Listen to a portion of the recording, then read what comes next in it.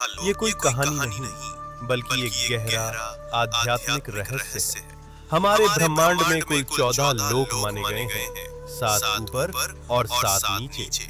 ऊपर के 7 लोक, इन लोकों में आत्मा ऊंचाई की ओर बढ़ती है, ज्ञान, शांति और मोक्ष की दिशा में। भूलोक, ये वो लोक है जहां हम सभी मनुष्य रहते हैं। इसे मृत्यु लोक भी कहा जाता है क्योंकि यहाँ जन्म और मृत्यु का चक्र चलता रहता है। भूवर लोक, ये लोक भूलोक और स्वर्ग लोक के बीच स्थित है। ये ऊर्जा रूपों का क्षेत्र है जो भौतिक और दिव्य लोकों को जोड़ता है।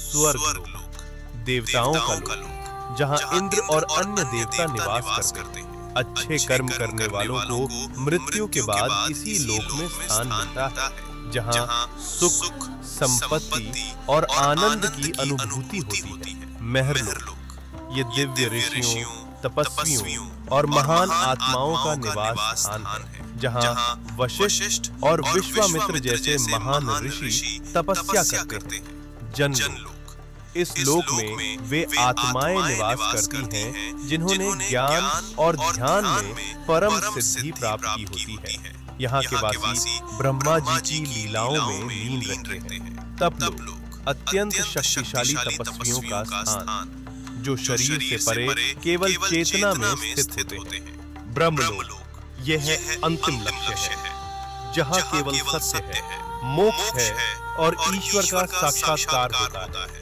इन ऊर्ध्व लोकों में आत्मा का जाना मतलब है धीरे धीरे शुद्ध और जागरूक होना। अब बात करते हैं नीचे के 7 लोकों की। यहाँ भोग, मोह और भ्रम ज्यादा होता है।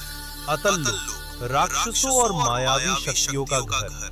वितल लोक, जहाँ कामनाएं और भोग हावी रहते हैं। सुतल लोक, राजा बलि का लोक। वे दानवीर थे लेकिन उनमें अहंकार भी था। रसातल लोक, जहाँ भ्रम, लालच और अज्ञान का घना अंधेरा है।